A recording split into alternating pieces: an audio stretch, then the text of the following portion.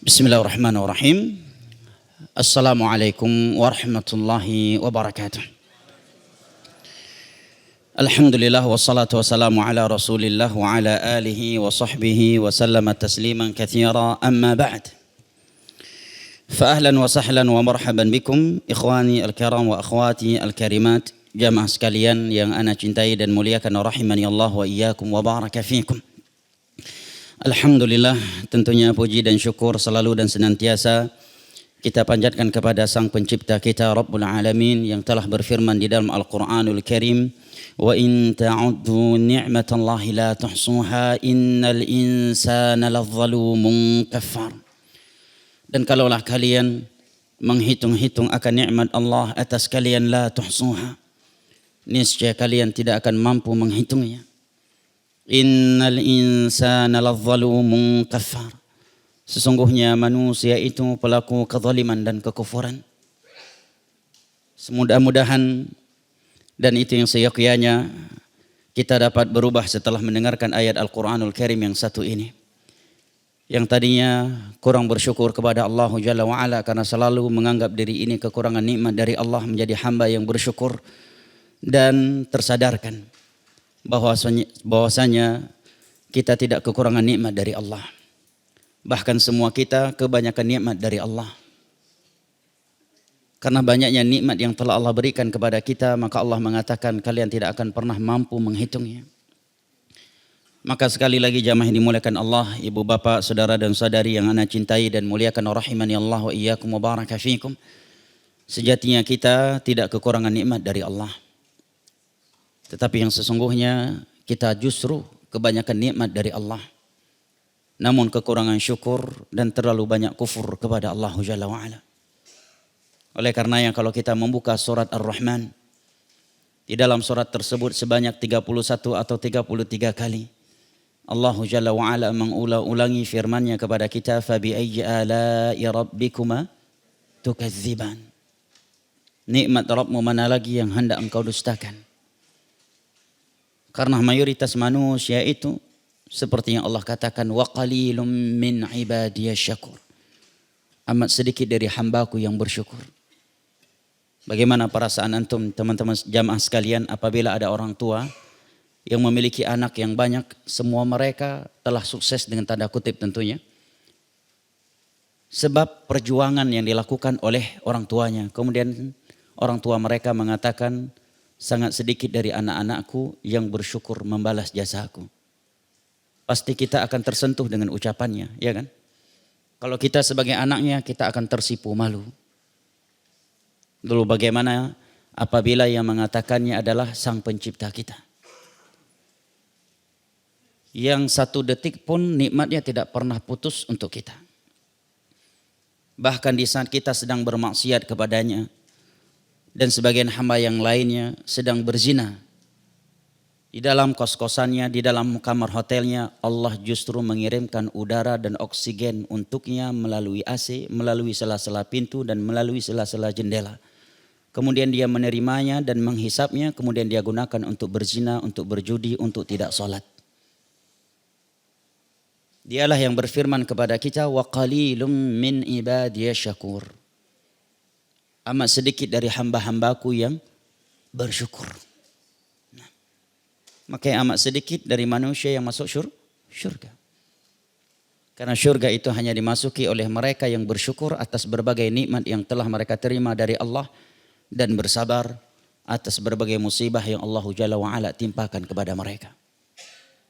Oleh karenanya di dalam sebuah hadis yang diriwayatkan oleh Imam Muslim dari Abu Yahya Suhaib bin Sinan radhiyallahu anhu, Rasulullah sallallahu alaihi wasallam bersabda, ajaban li amril mu'min inna amrahu kullahu lahu khair wa laysa dzalika li ahadin illa lil mu'min.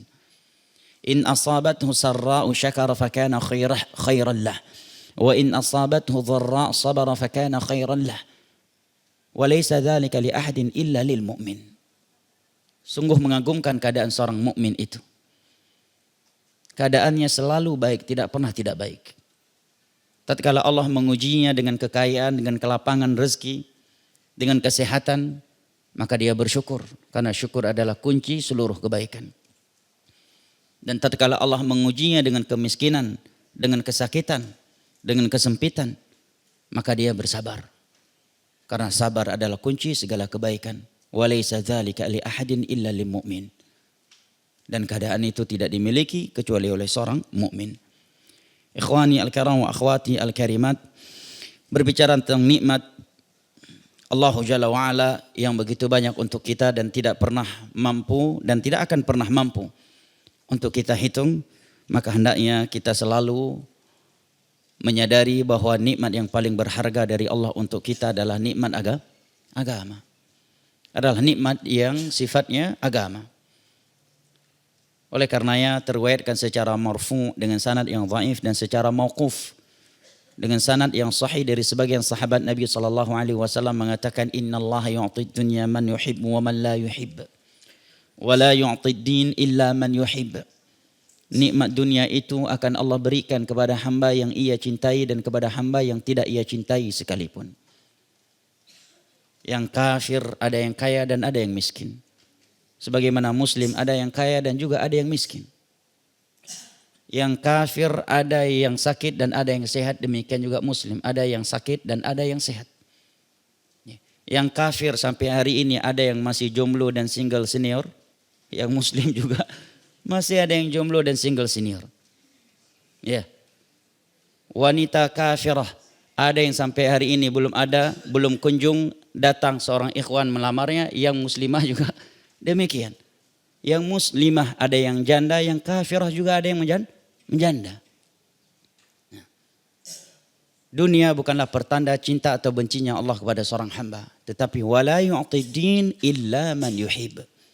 Tetapi nikmat agama, nikmat mentauhidkan Allah, tidak berbuat syirik, nikmat mengikuti sunnah Nabi SAW di dalam menjalankan Islam bukan dengan bid'ah dan adat istiadat, nikmat dekat dengan Allah dan tidak mudah memaksiatinya, dan berbagai maksiat ini tidak akan pernah Allah berikan kecuali kepada hamba yang ia cintai sahaja.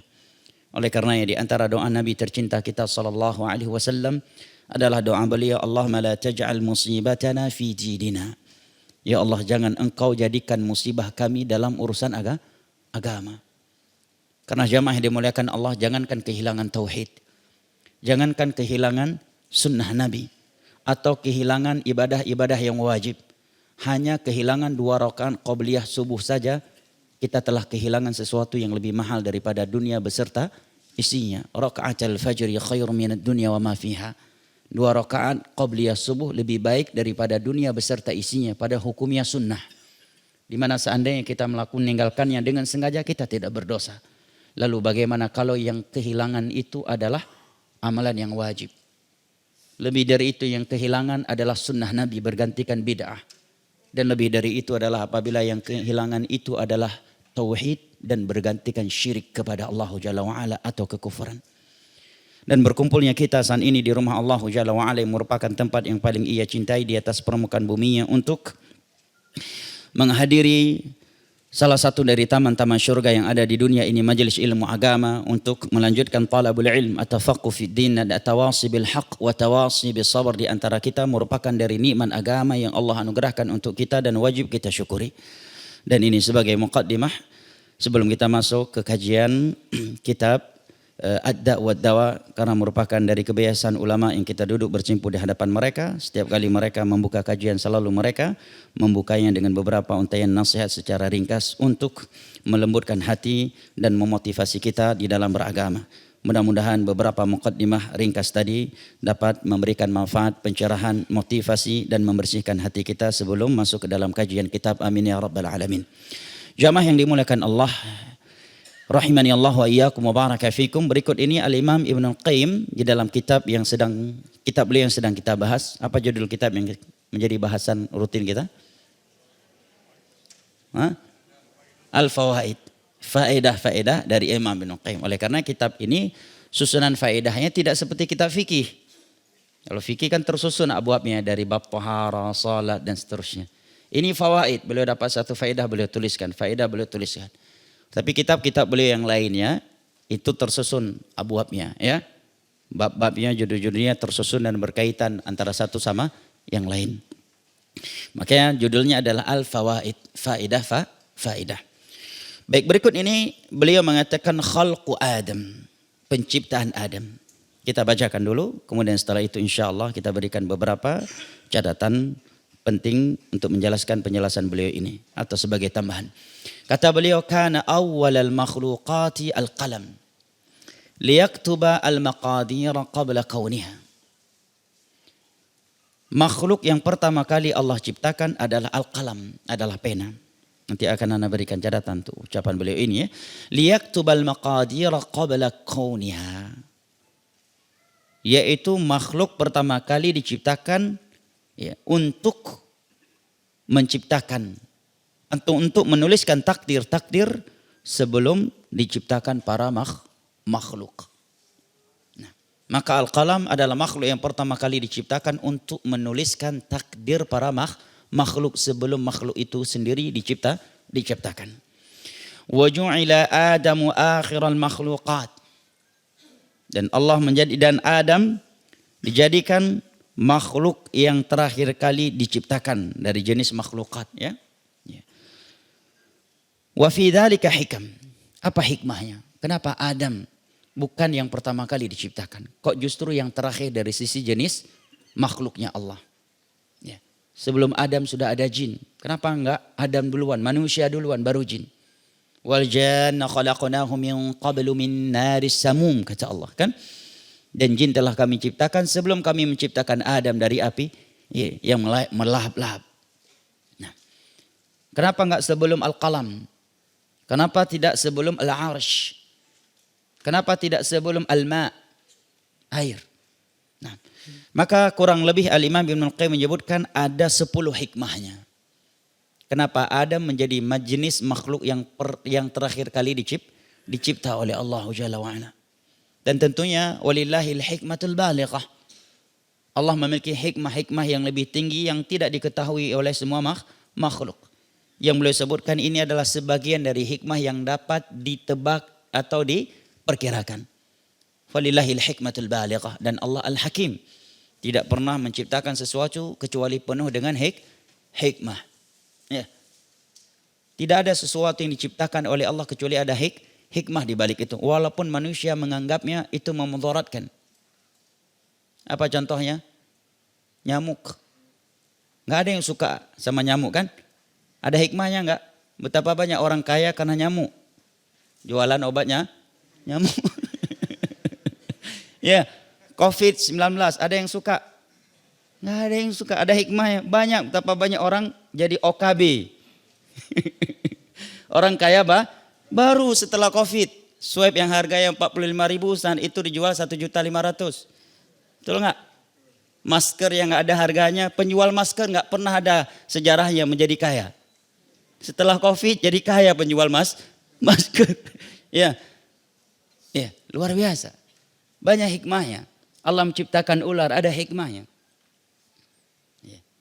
Buaya walaupun menerkam, di balik itu juga ada hikmahnya. Apalagi buaya darat, lebih banyak lagi hikmahnya. Al-muhim jamaah yang dimuliakan Allah. Falillahil hikmatul balighah. Allah memiliki hikmah yang sangat tinggi. Karena salah satu dari nama Allah adalah Al-Hakim. Oleh karena di antara adab di dalam mengagungkan Allah, Allah berfirman, La yus'alu amma yaf'alu wa hum yus'alun. Allah itu tidak boleh ditanya kenapa ia berbuat. Kenapa Allah mengakukan ini, kenapa Allah tidak melakukan itu. Kenapa ini duluan, kenapa tidak itu duluan. Kenapa istiwanya setelah Allah ciptakan langit, kenapa enggak dari sebelumnya. Kenapa Allah turun di sepertiga akhir malam ke langit dunia, kenapa enggak sebelumnya, kenapa enggak setelahnya. La yus'alu amma yaf'alu wa hum yus'alun. Allah tidak boleh kita tanya kenapa dia berbuat begini dan begitu. Wahum yus'alun, tetapi kalianlah yang akan ditanya oleh Allah. Kenapa melakukan ini dan kenapa melakukan itu. Ya. Maka setiap perbuatan Allah Jalla wa'ala, baik dalam hal mencipta sesuatu ataukah yang lainnya, semuanya penuh hikmah. Falillahil hikmatul balighah. Tapi Al-Imam Ibnu Qayyim menyebutkan ya, yang dapat ada 10 hikmah. Kenapa Adam ya, yang terakhir kali diciptakan. Setelah Allah menciptakan beberapa makhluk sebelumnya secara umum alam semesta. Yang pertama tamhidud dar qabla sakin. Yang namanya rumah, tempat tinggal, fasilitas itu harus disediakan sebelum orangnya. Ya. Sebelum ada yang menempatinya, rumah sudah harus duluan ada. Kalau enggak mau tinggal di mana dia? Ini hikmah yang pertama. Ya. Kalau langsung diciptakan Adam, belum ada langit, belum ada bumi, gimana rasanya? Hah? Ini berarti luar biasa kecerdasan Al-Imam Ibnu Qayyim ya. Mungkin kita enggak pernah berpikir ini salah satu hikmahnya. Tapi para ulama karena kedalaman ilmu mereka ya bisa menyebutkan ini di antara hikmahnya. Yang kedua kata Imam Ibnu Qayyim annahul ghayah allati khuliqa li ajliha ma siwahu minas samawati wal ardi wasyamsi wal qamari wal bir wal bar wal bahr. Karena penciptaan manusia ya, Adam adalah puncak yang karenanya Allah menciptakan langit, bumi, matahari, bulan, darat dan laut, yaitu untuk beribadah kepada Allah Jalla wa'ala. Semua makhluk diciptakan sebabnya adalah ini. Dan Adam diciptakan ya agar memperlihatkan ya, ketauhidan Allah Jalla wa'ala. Oleh karenanya setelah Nabi Adam diciptakan, para malaikat dan iblis diperintahkan oleh Allah untuk sujud kepadanya atas perintah Allah. Nah, wa ma khalaqtul jinna wal insa illa liya'budun. Dan tidaklah aku menciptakan jin dan manusia kecuali agar mereka beribadah hanya kepada aku. Nah. Tabarakalladzi biyadihil mulku wa huwa ala kulli syai'in qadir. Alladzi khalaqal mauta wal hayata liyabluwakum ayyukum ahsanu amala. Allah ingin memperlihat ini. Ayyukum ahsanu amala. والذي خلق سبع سماوات ومن الأرض مثلهن لتعلموا أن الله على كل شيء قدير وأن الله قد أحاط بكل شيء علما. Dialah Allah yang telah menciptakan 7 lapis langit dan 7 lapis bumi seperti langit. Bumi juga memiliki 7 lapisan sebagaimana langit memiliki 7 lapisan. Apa tujuannya? Agar kalian tahu bahwa Allah Maha Kuasa atas segala sesuatu dan agar kalian tahu bahwa ilmu Allah meliputi segala sesuatu. Nah, hikmah yang ketiga adalah anna ahdaqas sunna' yakhtimu amalahu bi ahsanihi wa ghayatihi kama yabduhu bi asasihi wa mamadih. Bahwa pencipta yang handal, yang cerdas, pencipta yang handal, ini kaidah umum,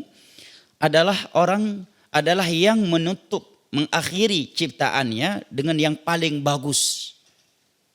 Sebagaimana dia mengawali ciptaannya itu dengan asas dan pondasi yang kuat. Ini sebagai analogi dan walillahil matsalul a'la.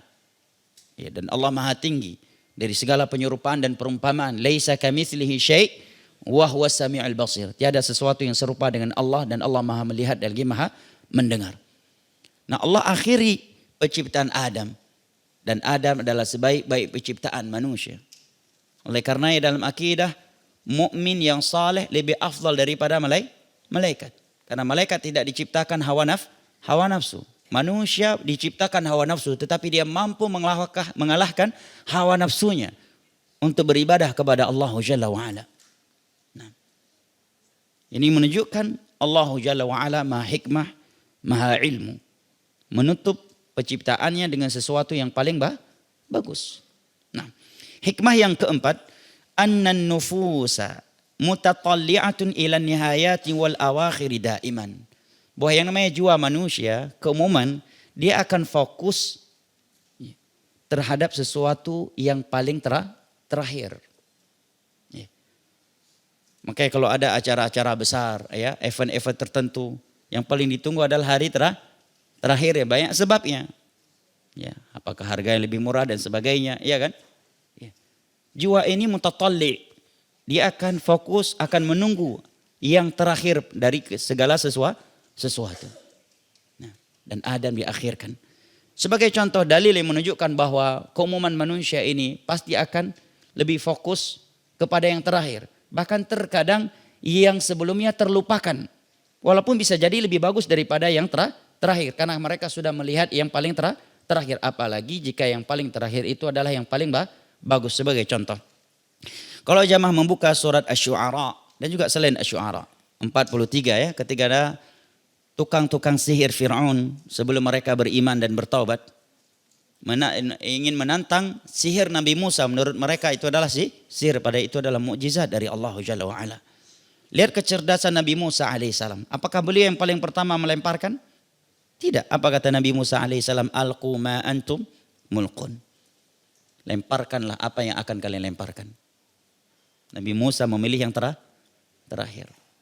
Nah, makanya dalam rapat pun orang-orang yang agak cerdas itu biasanya terakhir dia ngomongnya untuk menutupi pendapat yang lain. Apalagi yang licik ya. Ya, terakhir dia ngomong sebagai penutup sehingga argumentasi orang lain tertutup semuanya dengan keindahan bahasa dia dan keindahan pendapat dia. Dan Allah Jalla wa Ala Maha Al-Hakim Al-Alim ala kulli syai'in qadir. Nah, maka Allah mengakhiri Adam sebagai penciptaannya dan ia adalah penciptaannya yang paling bagus. Falamma ra'an nasu fi'ilahum tatalla'u ila ma ya'ti ba'dah. Tatkala tukang sihir melemparkan tali-tali mereka kemudian menjadi apa? Berubah menjadi, mereka melemparkan tali mereka kemudian berubah menjadi ular. Di sini kelirunya sebagian besar kaum muslimin, tidak ada yang berubah. Masih tetap tali. Seandainya saat itu ada yang berani memegangnya, maka itu masih tali bukan ular. Yang mereka sihir cuma mata manusia. Sihir tidak bisa mengubah zat tertentu. Makanya bahasa Al-Quran dalam Al-A'raf, fasaharu a'yunan nasi wastarhabuhum waja'u bisihrin azim.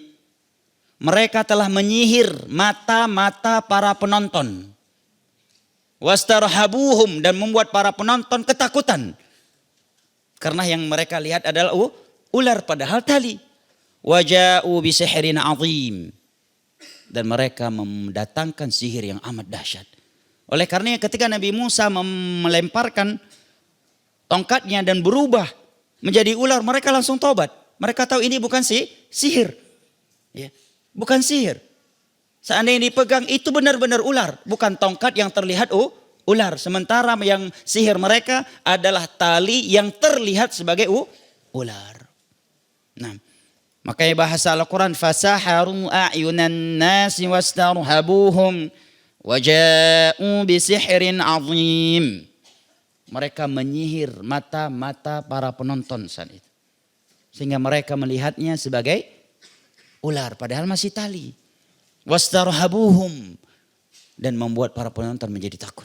Waja'u bisihrin azim, dan mereka membawa sihir yang amat dahsyat. Begitu Nabi Musa melemparkan tongkatnya, berubah menjadi ular. Tali-tali mereka itu disedot ya, dilahap oleh ular yang berasal dari tongkatnya Nabi Musa. Maka mereka pun tersadarkan bahwa yang di depan mereka ini bukan tukang sihir. Kalau tukang sihir mereka tahu nggak mungkin berubah jadi ular, paling mata manusia yang menganggapnya sebagai ular. Maka mereka pun langsung bertobat dan mengumumkan keimanan kepada Allah dan Nabi Musa alaihissalam.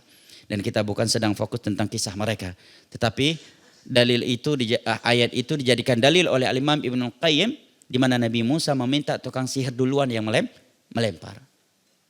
Karena tatkala sihir mereka sudah terlihat oleh manusia, pasti mereka akan menanti sihirnya Nabi Musa menurut mereka. Padahal itu mukjizat dari Allah. Begitu Nabi Musa melakukannya dan beliau yang mengakhirinya sebagai penutupnya, maka hancurlah semua sihir yang mereka lakukan. Dan manusia terpukau dengan sihirnya Nabi Musa menurut mereka. Padahal itu mukjizat.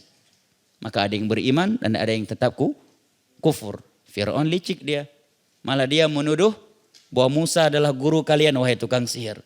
Ya, begitu kan Allah kisahkan dalam Al-Quran. Rupanya Musa ini yang mengajarkan kalian sihir, kata Fir'aun. Padahal si Fir'aun yang undang tukang sihir. Ya. Membolak-balik fakta demi kejelekan dan keburukan itu sifatnya Fir'aun. Dan tiada yang melakukannya kecuali anak keturunan Fir'aun. Nah, ya. Padahal dia yang undang tukang sihir. Ya kan? Setelah tukang sihir mengumumkan keimanan, mereka bilang, dasar ya rupanya Musa guru kalian. Dia yang ngajarin kalian tukang sihir. La usallibannakum fi judhu'in nakhli wa la ta'lamuna ayyuna asyaddu 'adzaban wa abqa. Kata Fir'aun. Aku akan menyalib kalian di pelepah kurma. Disalib itu dipotong tangan kiri dan kaki kanan atau sebaliknya. Dan kalian akan tahu siapa yang paling tersiksa dari kita. Padahal sebelumnya Fir'aun menjanjikan untuk mereka apa? Ya, kedudukan.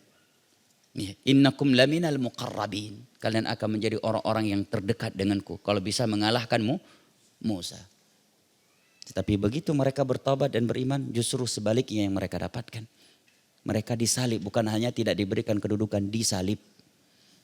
Nah, tetapi para tukang sihir Musa walaupun baru 1 hari, bahkan belum sampai sehari masuk Islam saat itu kan.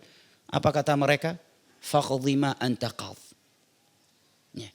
Wahai Musa, innama taqdhi fi hadhil hayati dunya. Kamu cuma mampu berkuasa di dunia ini. Berapa lama sih kamu di dunia ini? 1000 tahun? 2000 tahun? 300 tahun? Faqdhi ma anta qadh. Silahkan engkau memutuskan apa yang kamu inginkan terhadap kami. Dan ingat, azab akhirat itu kekal selama-lamanya. Ucap Fir'aun. Ini juga teguran buat kita semua dan khususnya orang yang punya kekuasaan, apalagi hakim, qadhi. Mungkin dia berpikir ya, setelah memutuskan suatu hukum yang tersangka menjadi korban, yang korban menjadi tersangka, dia menganggap aman. Dia punya uang, ngopinya juga ke Singapura, nggak jumpa sama masyarakat setempat di komplek. Kalau kita kan masih malu, mikir malu, kenapa? Kan mau ngopi jumpa warga komplek. Kalau orang yang ngopi paginya di Singapura, siangnya di Brazil, nggak mikir dia malu. Nggak jumpa sama kita. Kita ya malu jumpa sama orang. Ya kan? Ya. Tapi ingat jamaah, dunia ini sementara. Tukang sihir aja ngomong begitu. Padahal baru berapa detik, berapa menit mereka masuk Islam. Sudah sekuat itu iman mereka.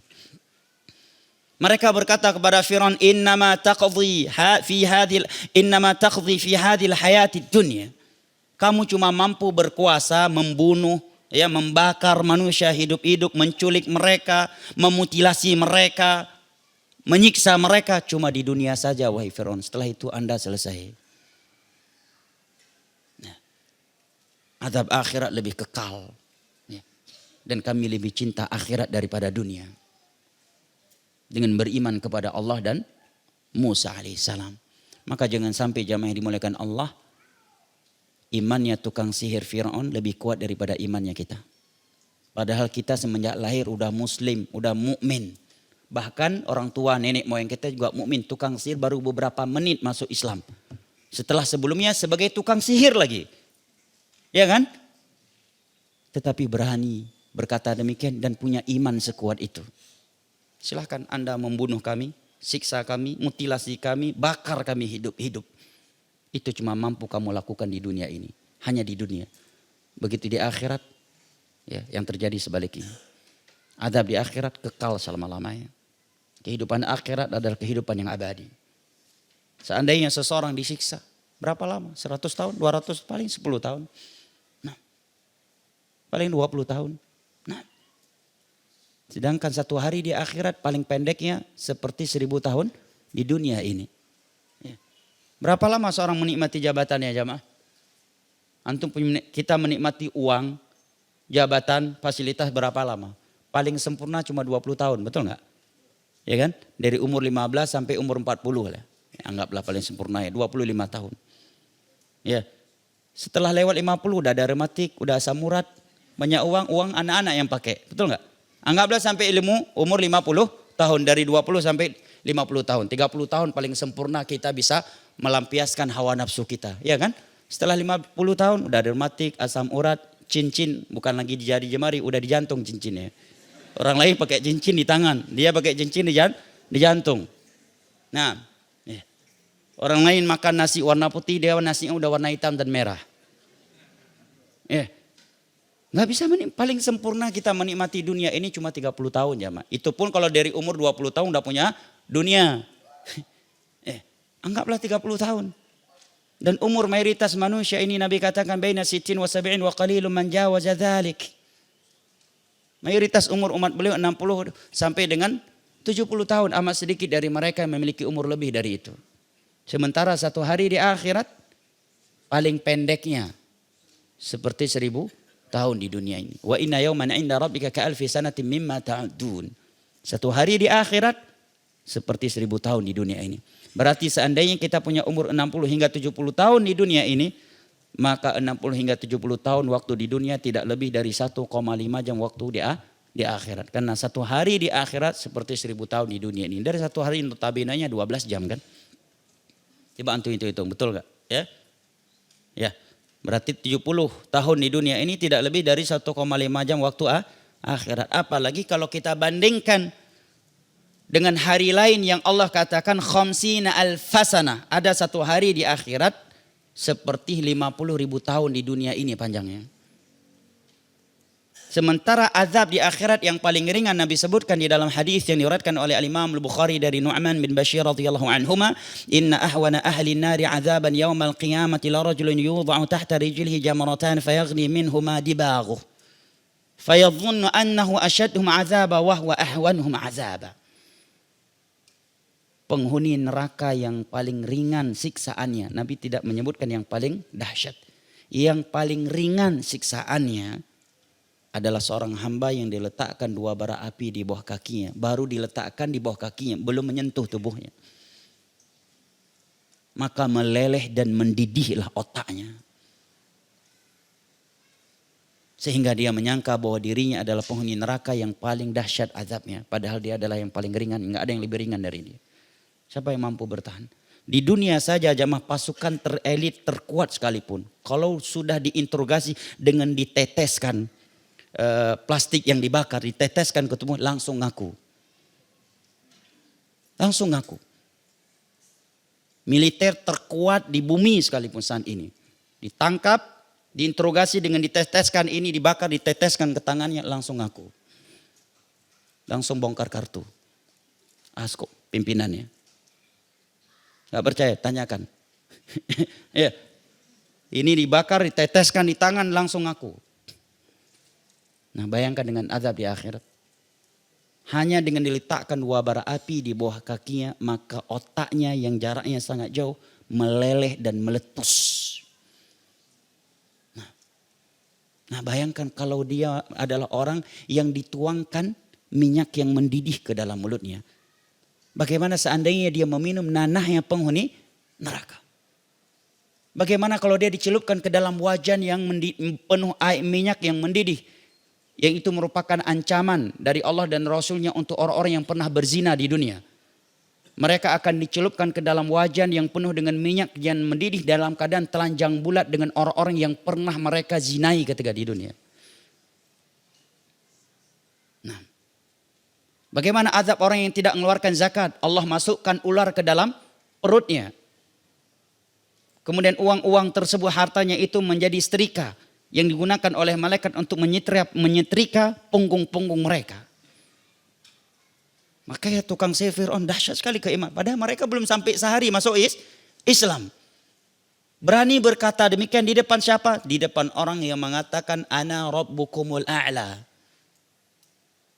Seorang raja yang memiliki kekuatan kerajaan dan fisik. Fir'aun itu bukan hanya sebagai raja, dia ditakuti jamaah. Tapi dari sisi fisik juga dia ditakuti. Bahkan sebagian ulama menyebutkan seumur hidupnya gak pernah jatuh sakit. Bayangkan Musa punya mukjizat. Fawaqazahu Musa faqata alaih. Sekali tampar orang langsung mati orang itu. Berhadapan dengan Fir'aun. Harus lari. Ada raja yang berani mengancam tukang sihir jamaah? Jarang. Biasanya raja, presiden, perdana menteri justru merangkul para dukun untuk menjaga istananya. Mbah tolong ya ini anggarannya mbah. Nggak ada. Ada presiden, perdana menteri yang berani sama tukang sihir. Justru tukang sihir sewa untuk menjaga kekuasaannya. Fir'aun enggak. Tukang sihir diancam sama dia. Aku salib kalian semua. Enggak kenal takut Fir'aun ini jemaah. Orang yang sangat nekat. Laut Merah terbelah, dia berani masuk. Antum sebagai perdana menteri. Ya. Jenderal militer terkuat melihat laut terbelah, berani antum masuk karena ada DPO yang sedang masuk ke situ. Ya, ada DPO yang antum kejar masuk ke laut. Karena laut sedang terbelah, antum yang melihatnya gimana? Berani masuk? Walaupun antum pakai baju anti peluru, pakai jet pribadi, tank sekalipun, ana yakin nggak ada yang berani. Fir'aun berani. Karena kesombongan dia Musa sama Bani Israel yang lemah berani masuk, masa nih raja nih dengan bala tentaranya lagi masuk, dia lupa dia bahwa Musa masuk karena perintah Allah, dia masuk karena permusuhan. Begitu dia dan bala tentara yang masuk, Musa dan Bani Israel telah naik ke darat, Allah pun tutup itu Laut Merah sehingga mereka tenggelam semuanya. Tetapi hanya satu jasad yang Allah selamatkan, kemudian Allah lemparkan ke tepi pantai, yaitu jasadnya Fir'aun. Khusus bala tentaranya tenggelam semuanya. Khusus Fir'aun Allah campakkan ke tepi pantai untuk memperyakinkan Bani Israel bahwa Fir'aun benar-benar telah mati. Bahkan ketika dia tenggelam dan sebelum matinya dia mewek dibuat oleh Allah. Sebelumnya nggak pernah menangis memanggil Allah. Begitu tenggelam mewek juga, dia penakut juga rupanya. Allah juga yang dia panggil. Padahal sebelumnya dia berkata ana rabbukumul a'la. Begitu tenggelam Allah sebutkan di dalam surat Yunus, falamma adrakahul gharaqu qala amantu billadzi amanat bihi banu Israil.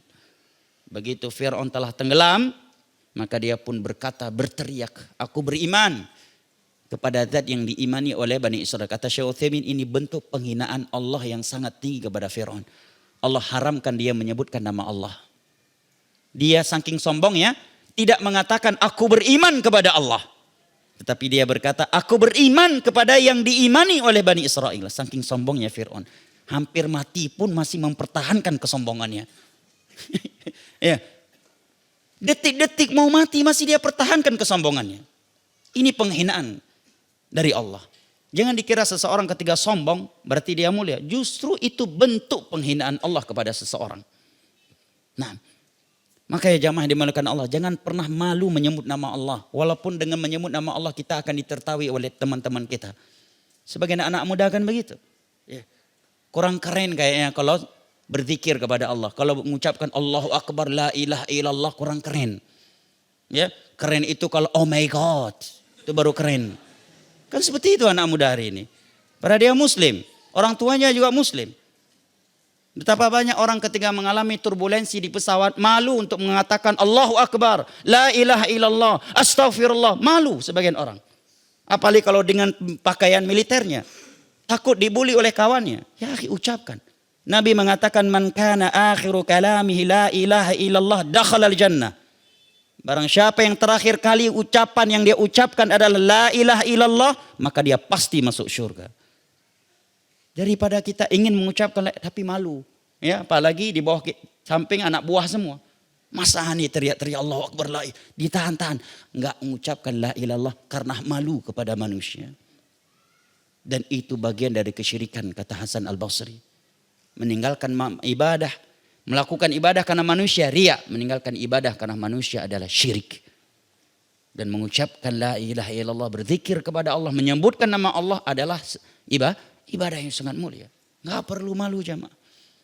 Ya, antum naik pesawat turbulensi, ucapkan Allahu Akbar. Ya. Walaupun orang lain pada terkejut, biar mereka terkejut dan biar mereka juga ikut mengucapkan la ilaha. Mudah-mudahan yang duduk di samping kita kafir ikut juga mengucapkan la ilaha illallah, masuk Islam dia. Ya. Jadi ada cerita ikhwan kita, beliau udah meninggal rahimahullah rahmatan wasi'ah. Sahabat dekat anak. Ya, seorang PNS Masya Allah akhlaknya. Beliau cerita, Anda lupa apakah beliau yang mengalami ataukah beliau ceritakan orang lain saat itu. Setelah turbulensi ada ikhwan kita, ya, atau teman beliau atau temannya gitu. Dia berzikir, baca-bacalah. Begitu turun orang Cina bilang, Mas makasih ya tadi udah baca-baca. Ada Cina yang bilang, Mas makasih ya udah baca-baca. Artinya Cina aja meyakini. Ya, baca-bacanya seorang muslim sebab selamat dia dari pesawat. Masa kita muslim gak yakin? Cina ini ya belum muslim, dia bilang terima kasih ya tadi udah baca-baca katanya. Masa kita muslim gak yakin jamaah? Nabi mengatakan wala yazalu lisanuka rutban min dzikrillah. Hendaknya lisanmu itu selalu basah dengan zikir kepada Allah, gak perlu malu. Ini harus kita ajarkan kepada anak-anak muda sekarang. Anak-anak muda ini kayaknya merasa kurang keren kalau ingat Allah.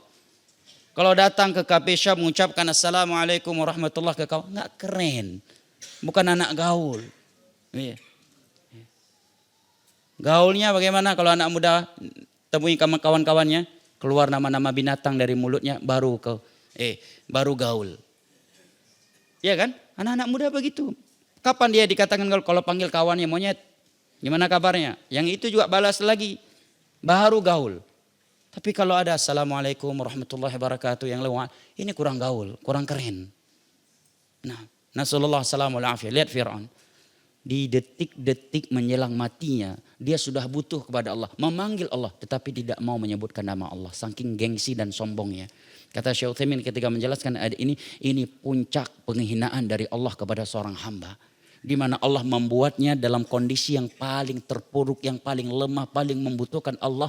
Allah tidak izinkan dia menyebutkan namanya.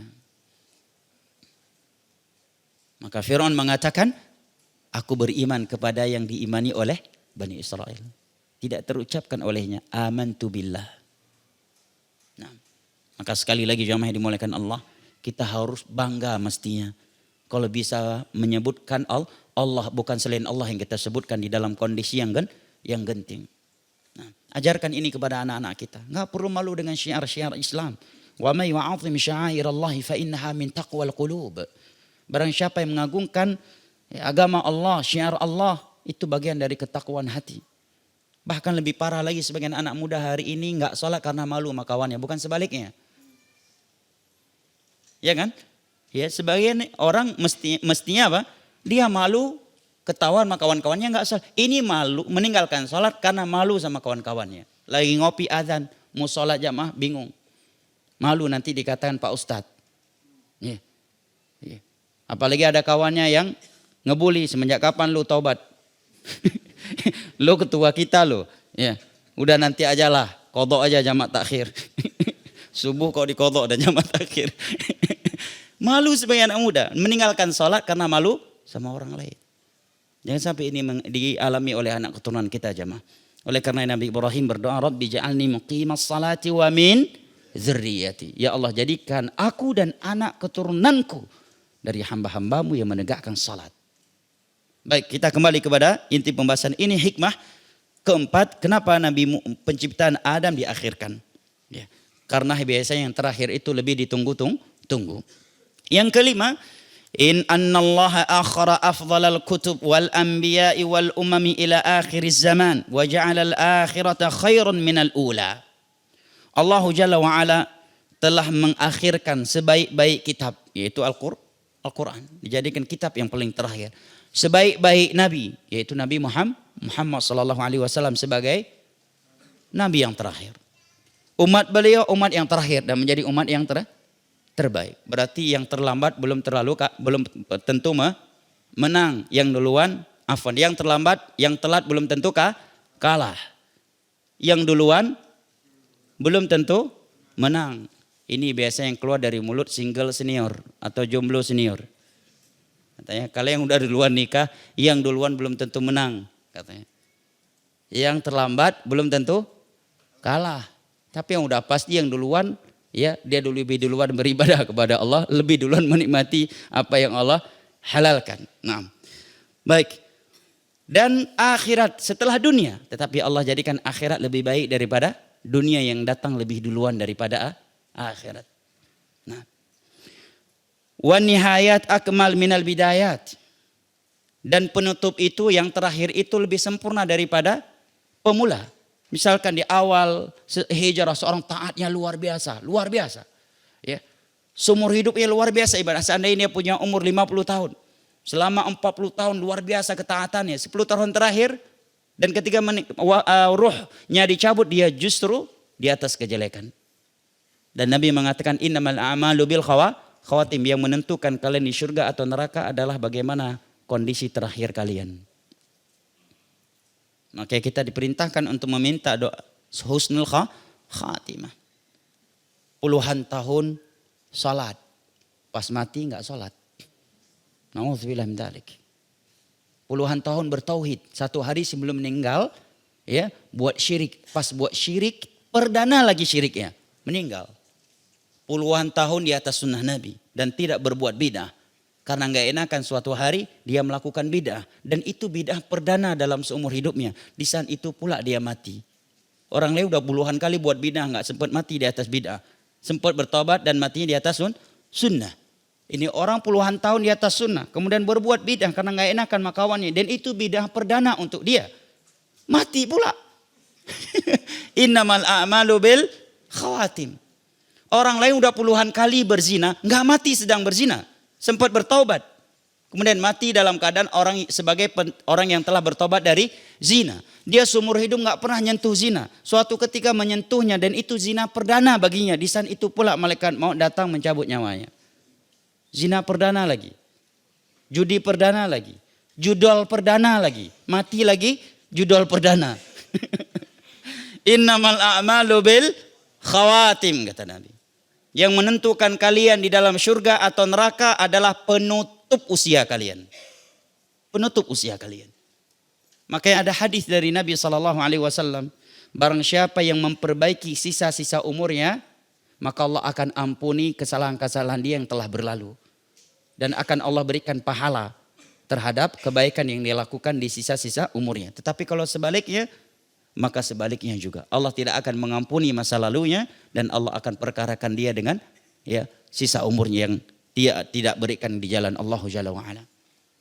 Oleh karenanya seorang ulama tabi'in yang bernama Abu Hazim Salamah bin Dinar rahimahullah mengatakan, kullu syai'in takrahul mauta li ajlih faturukhu.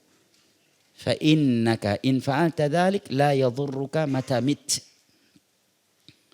Jadikan ini prinsip kita sebagai hamba Allah yang menginginkan surga dan keselamatan dari nerakanya. Kata beliau, setiap perbuatan yang ingin kamu lakukan dan kamu tidak ingin mati karena itu, tinggalkan segera. Kalau ini prinsip engkau, kata beliau, maka kamu tidak perlu peduli di mana dan kapan kamu akan mati. Tidak bahaya bagimu di mana dan kapan kamu mati. Ini hendaknya menjadi bahan renungan buat kita semua jamaah. Setiap kali kita ingin mengucapkan sebuah kalimat, pikirkan. Kalau kita mati dengan mengucapkan kalimat itu, apakah itu kalimat memasukkan kita ke dalam surga atau justru ke dalam neraka? Ingin melakukan sesuatu. Ya, seorang pemuda misalkan digoda oleh syaitan untuk berzina, untuk ke diskotik, tanyakan. Kalau saya mati dan saya sedang di diskotik, mau enggak? Ya. Anda ingin bermain musik? Tanyakan. Kalau saya mati dan saya bermain musik, mau enggak? Jangan. Kalau enggak mau, jangan, kata beliau. Setiap perkara yang kamu tidak mau dimatikan karenanya, tinggalkan segera.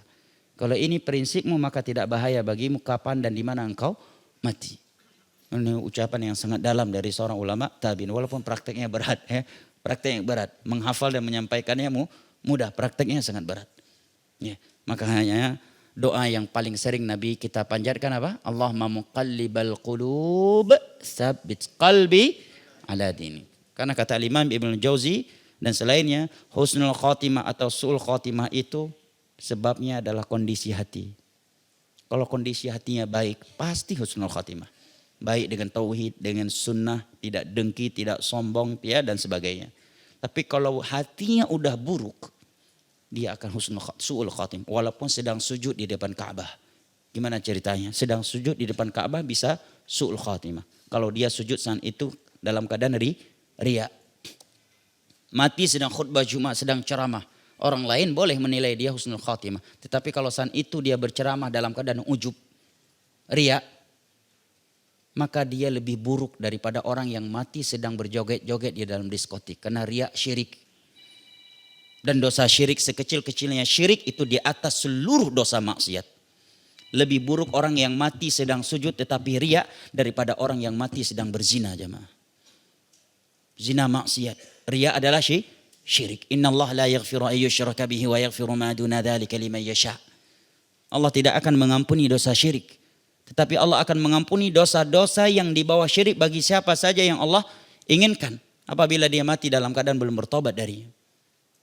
Nabi bersabda, inna akhwafa ma akhafu alaikum asyirkul asghar fasu'ila an qala riya yusalli ahadun fayuzayyinu salatah lima yarahu ahad. Nabi mengatakan sesuatu yang paling aku khawatirkan terhadap kalian adalah syirik kecil. Apakah syirik kecil itu wahai Rasulullah, tanya para sahabatnya. Yaitu riya, jawab Nabi kita. Memperlihatkan ibadahnya kepada manusia agar dipuji. Dia sholat karena Allah, kemudian mengindah-indahkannya karena melihat ada orang yang sedang melihatnya. Masuk ke masjid ikhlas karena Allah. Begitu berdiri, sholat sunnah, rupanya ada calon mertua yang anaknya baru dinazar kemarin. Mulai dia indah-indahkan, seakan-akan Al-Baqarah yang sedang dia baca. Padahal inna a'tainakal kautsar yang dia ulang-ulangi. Nah, ngeri jemaah. Makanya orang yang pertama kali diseret dengan wajahnya ke tanah kemudian dilemparkan ke dalam neraka, itu bukan penzina, bukan peminum khamar, bukan pemabuk, bukan koruptor, bukan berarti boleh ya. Justru ulama yang pertama. Yang kedua orang yang dermawan, suka bersedekah ketika di dunia. Dan yang ketiga orang yang mati di medan jihad yang syar'i, baik komandannya adalah Nabi ataukah selain beliau. Disebabkan riya. Hadis dari Imam Ahmad dan Imam Muslim dari Abu Hurairah radhiyallahu anhu. Itu orang yang pertama kali diseret dengan wajahnya ke tanah kemudian dilemparkan ke dalam neraka. Satunya ulama, ya qari Al-Quran dan mengajarkan Al-Quran. Yang satunya lagi suka bersedekah ketika di dunia. Dan yang ketiga adalah orang yang mati di medan jihad yang syar'i. Tetapi riya. Nah, ini hal yang penting untuk menjadi bahan renungan untuk kita semua. Jamaah yang dimuliakan Allah. Kemudian as-sadisah, hikmah yang keenam. Kenapa Nabi Adam diakhirkan penciptaannya? Annahu subhanahu jama'a ma farraqahu fil alam fi Adam. Fahuwa al-alam as-saghir wa fihi ma fil alam al-kabir. Karena Allah Jalla wa Ala mengumpulkan apa yang terpisah-pisah yang ada di alam ini bersatu semuanya ada pada Nabi Adam. Maka Adam adalah alam yang kecil tetapi padanya ada apa yang ada di dalam alam yang besar.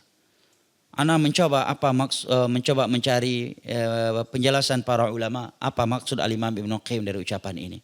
Ana mendapatkan beberapa penjelasan tapi ana belum puas. Namun secara umum maksudnya sebagian ulama ada yang mengatakan kalau dia lihat ke atas ada langit, lihat ke bawah ada bumi. Dia ke atas jadi langit, dia ke bawah jadi bumi. Nah, semuanya ada pada Nabi Adam. Seandainya Nabi Adam duluan yang diciptakan, maka adanya Nabi Adam nggak ada langit kan, nggak ada bumi. Ya, tapi tatkala Allah menciptakan Adam, setelah Allah menciptakan langit dan bumi, maka adanya Adam, adanya bumi dan langit. Seperti itu penjelasan dari sebagian mereka. Wallahu a'lam bishawab. Wal ilmu indallah. Hikmah yang ketujuh adalah annahu khulasatul wujudi wa thamaratu fanasaba an yakuna khalquhu ba'dal mawjudat. Karena keberadaannya Nabi Adam adalah khulasah, intisari adanya makhluk. Wa thamaratu dan buahnya. Sehingga beliau diciptakan belakangan setelah makhluk-makhluk yang lainnya. Karena intisari adanya makhluk apa jamaah dimulakan Allah?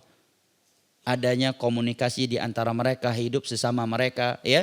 Adanya saling bahu-membahu di antara mereka, saling memberi manfaat di antara manusia. Dan itu sifat hanya ada pada manusia paling sempurna. Ya.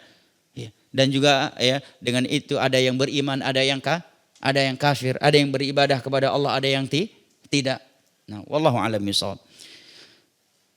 Ats-tsaminah, hikmah yang ke-8 kata beliau anna min karamatihi ala khaliqih annahu hayya lahu masalihahu hawaijahu alati ma'ishati wa asbab hayatihi fama rafa'a ra'su illa wa dzalika kulluhu hadirun atid.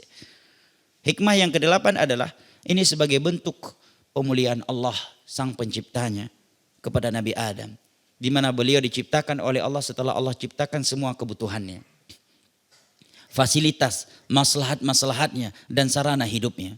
Tidaklah dia mengangkat kepalanya kecuali di sana dia mendapatkan suatu maslahat. Bayangkan seandainya Nabi Adam diciptakan sebelum adanya langit, bagaimana hujan turun? Seandainya kita manusia diciptakan sebelum adanya bumi, gimana jemaah? Hidup ya di dalam kekosongan.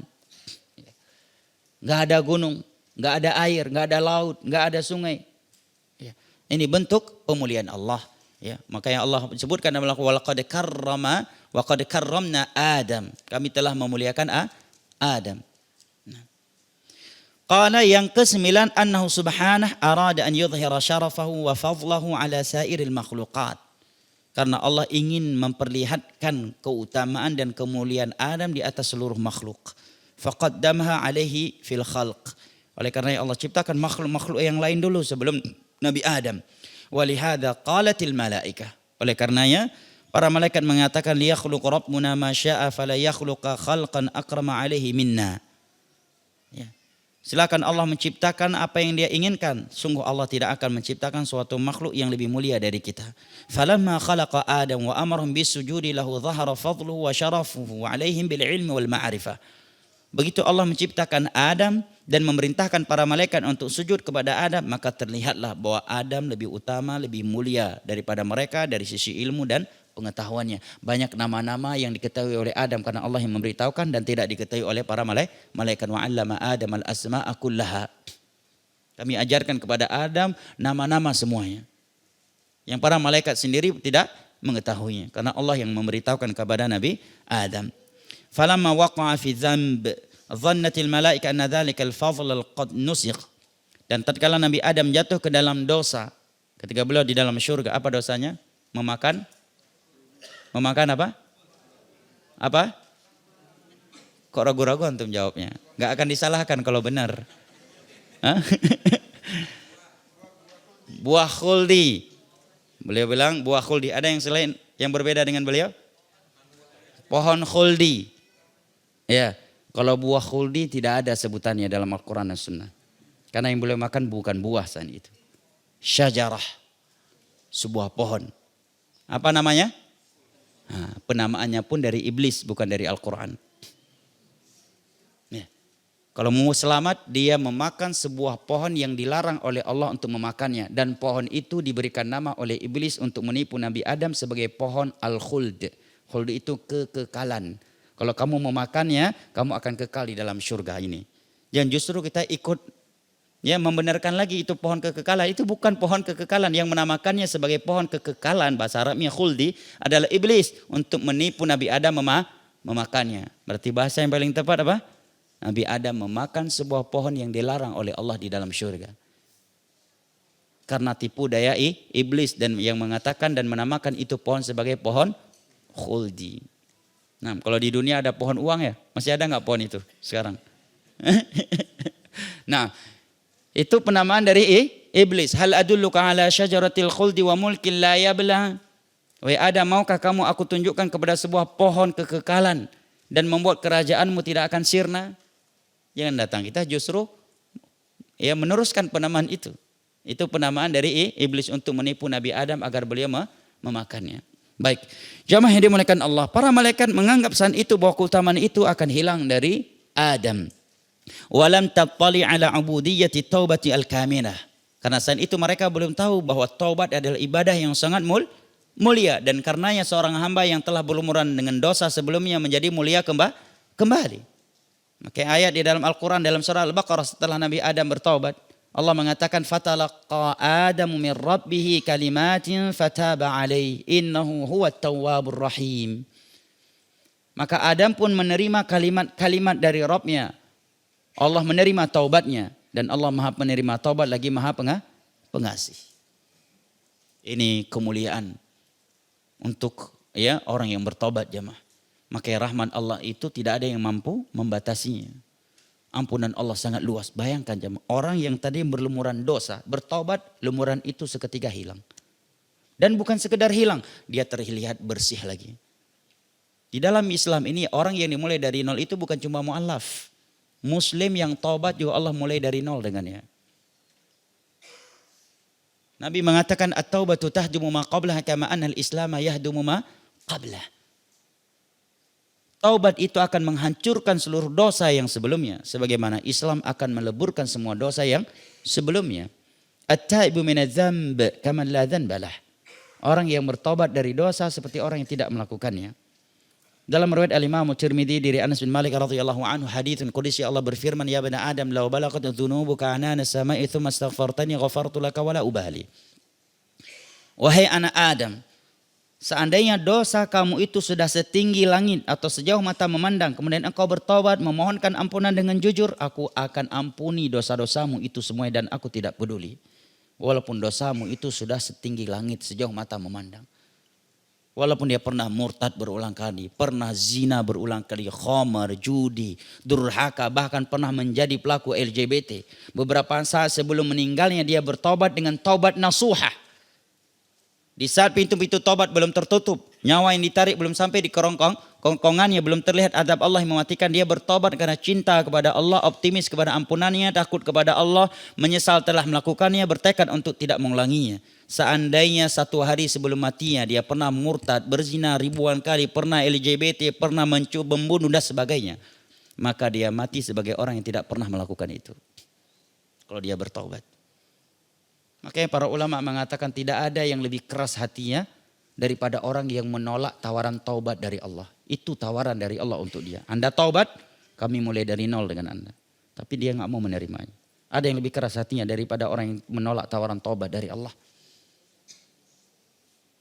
Juga di dalam sebuah ayat dari Al-Quranul Karim Allah mengatakan, Qul li'ibadiyalladzina asrafu ala anfusihim la taqnatu min rahmatillah. Inna Allah yaghfiru dzunuba jami'a innahu huwal ghafurur rahim. Katakanlah, perintah dari Allah kepada Nabi kita sallallahu alaihi wasallam. Katakanlah kepada hamba-hambaku yang telah melampaui batas di dalam dosa. Pernah murtad, pernah di barisan musuh menjadi sebab terlukanya Nabi, berlumurannya darah Nabi. Bahkan pernah melemparkan batu dan membuat Nabi berdarah. Seperti kaum Taif kan? Khalid bin Walid ini pasukan, komandan pasukan Quraisy yang memimpin pasukannya di atas gunung Rumah dan menyerbu Nabi dan kaum muslimin. Demikian juga Abu Sufyan. Dia pernah dosa meninggalkan salat, berzina, khamar, liwat, lesbi dan berbagai maksiat kotor dan menjijikkan lainnya. Kemudian dia bertobat beberapa saat sebelum meninggalnya dengan taubat nasuha. Ya, Allah katakan la taqnatu min rahmatillah. Jangan pesimis dari rahmat Allah, dari ampunan Allah. Kalau kalian bertobat, kami ampuni. Sesungguhnya Allah mengampuni seluruh dosa. Tidak ada dosa yang tidak diampuni kalau dengan taubat. Syirik sekalipun. Kalau seorang bertobat, Allah ampuni. Innahu huwal ghafurur rahim. Sesungguhnya Allah Maha Pengampun lagi Maha Pengasih. Nah, bahkan yang lebih dahsyat jamaah yang dimuliakan Allah, ini membuat kita menjadi bergetar hati kita, membuat kita semakin mencintai Allah, semakin mengagungkannya, ya, dan semakin rindu akan perjumpaan dengannya. Bahwa dosa-dosa yang kita lakukan sebelum bertobat, setelah kita bertobat, itu Allah rubah bentuknya, yang tadi itu dosa, Allah jadikan itu sebagai kebaikan. Ini salah satu dari dua penafsiran ulama tafsir terhadap firman Allah di akhir-akhir surat Al-Furqan ketika Allah berbicara tentang ibadur rahman. Ya, setelah Allah menyebutkan wa ibadur rahmanil ladzina yamshuna 'alal ardi hauna wa idza khatabahumul jahiluna qalu salama walladzina yabituna lirabbihim sujadan wa qiyama walladzina yaquluna rabbana isrif 'anna 'adzaba jahannam inna 'adzabaha kana gharama walladzina idza anfaqu lam yusrifu wa lam yaqturu wa kana baina dzalika qawama والذين لا يدعون مع الله إلها آخر ولا يقتلون النفس التي حرم الله إلا بالحق ولا يزنون ومن يفعل ذلك يلقى أثاما يضاعف له العذاب يوم القيامة ويخلد فيه مهانا إلا من تاب وآمن وعمل عملا صالحا فأولئك يبدل الله سيئاتهم حسنات. Setelah Allah sebutkan beberapa sifat mereka ibadur rahman, kemudian Allah menyebutkan di antara sifat mereka tidak berbuat syirik, tidak membunuh nyawa yang diharamkan, ya, dan tidak berzina. Kemudian Allah mengancam barang siapa yang berani melakukannya, maka dia akan diazab di dalam neraka jahanam, kekal di dalamnya, berlipat ganda azab yang Allah berikan kepadanya. Setelah itu Allah mengatakan illa, kecuali man, orang, taba, bertaubat, wa amana, beriman, wa amila amalan salihah, dan yang memperbanyak amal saleh.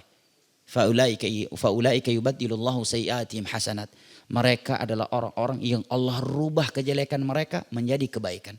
Satu dari dua penafsiran ulama tafsir adalah dosa-dosa dia tadi Allah rubah menjadi kebaikan. Makanya anak katakan tadi jamaah, tidak ada orang yang lebih keras hatinya daripada orang yang menolak taubat dari Allah Subhanahu wa taala. 24 jam dia di dalam diskotik, hampir mati overdosis. Selama 24 jam dia overdosis, berzina berulang kali, keluar dari diskotik menyesal, bertekad untuk tidak mengulangi kembali, ya, bertobat, berjanji untuk melakukannya, ya. Perjalanan pulang ketabrak, mati, dia mati husnul khotimah, bukan karena keluar diskotik, karena taubat. Ya, jangan salah paham, antum masuk dulu ke diskotik, Nanti keluar darinya bertobat, kemudian mudah-mudahan ditabrak biar mati khotimah. Kalau sempat matinya dalam diskotik gimana? Iman itu jangan dites. Iman itu jangan diuji. Belum tentu kita lulus ujian. Maka lebih baik jangan diuji. Ya, dijaga aja lebih baik. Nah, tapi seandainya ada yang seperti itu, husnul khatimah. Ini bukan anjuran masuk ke diskotik, maksiat dulu kemudian keluar dalam keadaan taubat. Karena bisa jadi kita mati dalam keadaan belum bertobat. Karena kaidah Nabi mengatakan kalau Allah ingin mematikan seseorang di suatu tempat, Allah akan buat dia butuh kepada tempat itu. Nah, antum pikirkan aja kalau mau masuk ke diskotik. Jangan-jangan anak mati dalam diskotik. Ya. Karena Nabi mengatakan kalau Allah ingin mematikan seseorang hamba di suatu tempat, Allah akan buat dia butuh kepada tempat itu. Nah, pikirkan antum yang suka rekreasi, traveling ke negeri-negeri kafir. Ya. Mati sedang traveling di rumahnya Donald Trump. Nah, mati sedang traveling di Barcelona.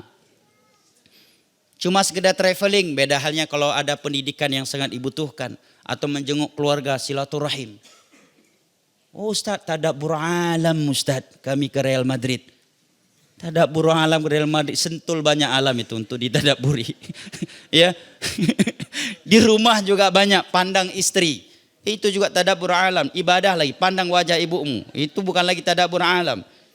Ya, itulah alam sebaik-baik di depan seorang anak. Ngapain jauh-jauh ke Perancis tadabbur alam? Wa fi anfusikum afala tubsirun. Makanya anak kadang heran. Anak lihat beberapa jamaah pengajian teriak free Palestine, tapi dia belanja ke Singapura, ke mall Singapura. Singapura Israelnya Asia Tenggara. Dia buang duit jalan-jalan ke Amerika, ke Prancis, ke Barcelona, tapi status medsosnya free Palestine. Padahal masih banyak negara muslim lainnya. Dan Nabi berlepas diri dari orang yang mati di negeri orang kafir. Itu hadis Nabi. Diterima ataukah tidak itu hadis Nabi. Silakan kalau Anda ingin liburan ke negeri orang kafir, uang Anda, ya, fasilitas Anda. Tapi Nabi mengatakan aku berlepas diri dari orang yang mati di negeri orang kafir. Kalau mati di negeri orang kafir sedang berdakwah, Masya Allah. Sedang mensilaturahim, ya kan? Masya Allah. Sedang berbisnis. Belanja, para sahabat juga ke Syam waktu itu belanja. Syam di masa itu negeri kafir, pulang untuk mencari nafkah. Itu cuma sekedar untuk selfie di tembok Cina. Ya, ke Perancis hanya untuk bisa selfie di menara Eiffel. Ya. Mati sedang selfie, mati selfian, bukan salafian. Mata selfian. Mata sebagai selfian. Orang lain mata salafian sebagai pengikut salaf. Dia mata silfian. Sungguh beda orang yang mata silfian dengan orang yang mata salafian. Ya, dan uang jamaah. Ini memang nasihat berat. Ana yakin orang-orang yang punya kekayaan, ekonomi menengah ke atas menganggap ini nasihat kaku. Terlalu saklek ustadznya. Nggak nyaman dengan nasihat ini. Tetapi demi Allah, ini dari lubuk hati yang paling dalam karena cinta kepada antum karena Allah. Gak ada kerugian buat anak antum mau pergi, mau mati di Brazil pun gak ada kerugian buat anak. Ya kan?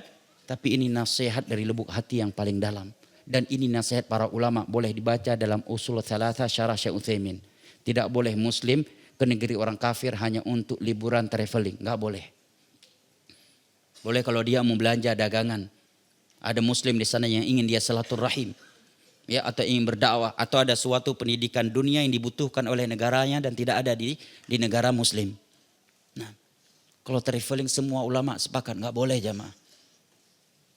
Belum lagi uang kita keluarkan tidak sedikit dan harta dalam modal utama masuk surga. Ya. Anggaplah karena kita mungkin anak bukan orang taat banget Ustaz. Ya, mall juga banyak di Indonesia. Mall Indonesia ini juga nggak kalah besar dengan mall yang ada di Amerika, yang ada di Brazil, ya kan? Nah, tapi sebagian orang, makanya heran banyak orang teriak-teriak free Palestine, dia traveling ke negeri orang kafir. Nah, free Palestine, hanya pada makanan tertentu. Dia pakai iPhone, kenapa nggak pakai HP Cina, Xiaomi, ya bukan, ya, bukan itu. Ini iPhone juga nih. Ya. Artinya jamaah yang dimuliakan Allah, kita seringkali menteriaki orang, padahal kita sendiri yang kena sebenarnya. Ya kan? Sebagian orang Free Palestine, rokok di mulutnya. Allahul musta'an. Apalagi berjalan-jalan ke negeri orang kafir jamaah. Buang-buang uang ke negeri orang kafir. Mending negeri muslim. Kalau emang travel masih banyak kok negeri muslim. Ya, masih banyak negeri muslim. Ya lebih baik ya, kita mendatangi negeri muslim daripada negeri kafir. Apalagi Nabi berlepas diri dari orang yang mati di negeri orang kafir. Ya, seandainya Allah tanya kenapa kamu mati di negeri orang kafir. Kira-kira apa jawab yang bisa kita persiapkan? Ya Allah, aku mati di Perancis karena ingin selfie menawar Eiffel. Anak-anak pingin banget selfie di situ, ya Allah maafkan kami. Kira-kira terima nggak itu alasannya? Hah? Ya Allah, kami mati di Barcelona karena sedang ada liga apa namanya? Liga Eropa ya. Liga Eropa dan kebetulan permainannya cuma di Barcelona. Ya, anak-anak pingin banget ya untuk nonton bola di Barcelona. Kami pun mati dalam stadion Barcelona, ya Allah. Mudah-mudahan husnul khotimah kami, ya Allah. Dan anak yakin nasihat ini sangat berat diterima oleh orang-orang yang kaya. Dan punya kebiasaan untuk traveling ke negeri-negeri kafir. Tapi demi Allah, ini nasihat dari lubuk hati yang paling dalam dari orang yang mencintai antum karena Allah. Karena enggak ada kerugian sedikit pun bagi kita kalau ada kawan kita traveling ke negeri orang kafir. Ya, enggak ada kerugian buat kita sedikit. Tapi demi Allah ini karena cinta. Dan ini nasihat para ulama. Boleh buka kitab-kitab akidah. Bahkan ini dibahas dalam bab akidah lagi. Boleh buka di dalam ya Syarah Usul Thalatha. Ini nasihat dari Syekh Muhammad bin Shalih Al-Utsaimin. Bahkan beliau menasihati ada beberapa, beliau sebutkan nama negara, namun Nana enggak ingin sebutkan di sini. Nama negara Muslim, tetapi gaya hidupnya di situ udah setengah barat. Beliau nasihati jangan juga ke situ. Nah, dia Muslim tapi setengah-setengah ya Eropa dari berbagai sisinya. Beliau nasihati jangan. Yang pertama apa? Keselamatan hati dari syahwat itu nikmat yang tiada tara. Yang kedua, sesuatu yang dipandang oleh mata pasti akan masuk ke dalam hati. Oke, kalau kita enggak membawanya karena kita punya istri. Nah, anak-anak kita masih muda. Mungkin setelah dia melihat aurat yang begitu tersebar di negeri-negeri tersebut, tidak ada sesuatu yang bergerak di hatinya. Hatinya tidak berpenyakit. Ya, mungkin enggak jamaah? Jangankan ke Eropa. Di Jakarta aja udah hilang hafalan kita. Tadi hafal 30 juz, sering ke mall tinggal juz 30. Ya kan? Ya, ini masih di Jakarta, masih barang Jakarta. Bagaimana yang dilihat produk Eropa? Ya. Baru di Jakarta sering keluar masuk mall, surat Al-Kafirun bisa bolak-balik itu dalam salat witir. Kebolak-balik Al-Kafirunnya, ya kan? La a'budu wa la, kebalik-balik. Ya, itu baru di Indonesia. Yang hidungnya pesek. Ya. Sedikit yang beri hidung angka 7. Rata-rata angka 8. Bisa merusak hafalan kita. Dan tentunya inna akramakum indallahi atqakum, apalagi di negeri orang kafir. Mana ghirah menjaga keluarga dari dosa maksiat. Dan Nabi mengatakan la yadkhulul jannata dayyuth, suami yang dayyuth tidak akan masuk surga. Nah, yang membiarkan keluarga yang bermaksiat, masih bagaimana antum keluarkan uang puluhan juta hanya untuk menonton aurat dada perempuan di sana. Bokongnya perempuan, mana ghirahnya? Ya, dan seorang istri juga masa enggak cemburu istri suaminya keliling negeri kafir melihat wanita-wanita yang membuka aurat. Melihat maupun terlihat, awalnya terlihat, akhirnya kan melihat juga. Dilihat dosa, enggak dilihat, masya Allah. Ya, katanya dilihat, astagfirullah. Setelah melihat, masya Allah. Ya, setelah masya Allah, insya Allah. Katanya, mudah-mudahan dia mu'alaf. Ya ikhwan. Salamatul qalbi la ya'diluha syai'. Keselamatan hati adalah nikmat yang tiada tara. Tiada. Masya Allah, antum bisa traveling umroh, haji. Masya Allah. Ngapain buang-buang uang jalan-jalan ke negeri orang kafir. Baik jamaah yang dimuliakan Allah. Hikmah yang ke-10 dan ini yang terakhir. Dari 10 hikmah. Yang terakhir, dan biasanya jamaah kajian kalau sudah mendengar kalimat yang terakhir, yang tidur langsung bangun. Ya udah ngantuk tadi langsung segar lagi. Padahal poin yang terakhir ini bisa jadi membutuhkan waktu 1 jam lagi untuk dijelaskan. Al-ashirah yang ke-10. Annahu subhanahu lamma iftataha khalqa hadzal alam bil qalam kana min ahsanin al munasabah an yakhtimahu bi khalqil insan. Karena tatkala Allah Jalla wa'ala membuka alam ini dengan pena sebagai makhluk yang pertama kali dia ciptakan, maka sangat tepat untuk Allah tutup penciptaannya dengan menciptakan manusia. Kenapa? Karena qalam adalah alat ilmu. Sedangkan manusia dialah yang berilmu. Ciptakan dulu alatnya. Oleh karenanya kata beliau, azhara subhana fadla Adam alal malaika bil ilm. Oleh karenanya Allah perlihatkan keutamaan Adam di atas para malaikat karena ilmu Nabi Adam yang tidak dimiliki oleh para malaikat. Tentunya semuanya bersumber dari Allah Jalla wa'ala al-alim. Ini 10 hikmah kenapa Nabi Adam diciptakan belakangan. Nah, baik jamaah yang dimuliakan Allah, dari ucapan beliau tadi mengesankan bahwa makhluk yang pertama kali diciptakan adalah apa? Al-qalam, ya.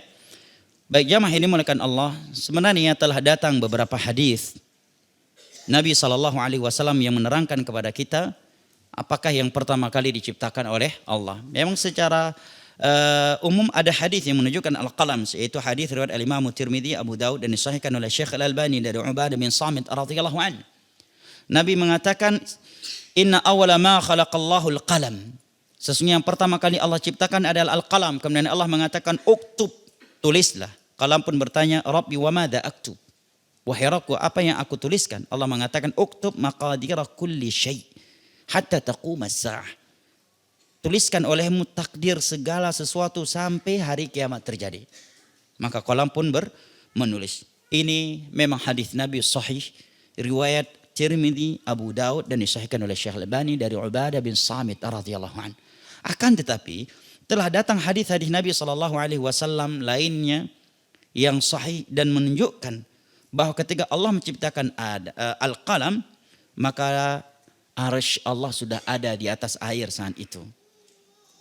Yang menunjukkan bahwa arsy telah ada sebelum Allah menciptakan al-qalam. Di antaranya adalah hadis Abdullah bin Amr bin As, riwayat al-Imam Muslim. Beliau mengatakan, "Sami'tu Rasulullah sallallahu alaihi wasallam yaqul." Aku pernah mendengar Nabi SAW bersabda, "Kataballahu maqadiral khalaiqi qabla an yakhluqa samawati wal ardi bi 50,000 sana qala wa arshuhu 'alal ma'." Aku pernah mendengar Nabi SAW mengatakan, Allah menuliskan takdir seluruh makhluk sebelum Allah menciptakan langit dan bumi 50.000 tahun. Maksudnya 50.000 tahun sebelum Allah menciptakan langit dan bumi, takdir seluruh makhluk sampai hari kiamat telah Allah tulis. Wa qala wa arsyu 'alal ma, dan arsy Allah di atas air saat itu. Kata Syekhul Islam tentang hadis ini, fa hadza yadullu ala annahu qaddara id kana arsyu 'alal ma. Ini menunjukkan bahwa takdir seluruh makhluk dituliskan saat itu dan arsy Allah di atas air. Fa kana la arsyu mawjudan makhluqan 'inda taqdir lam yujad ba'dah.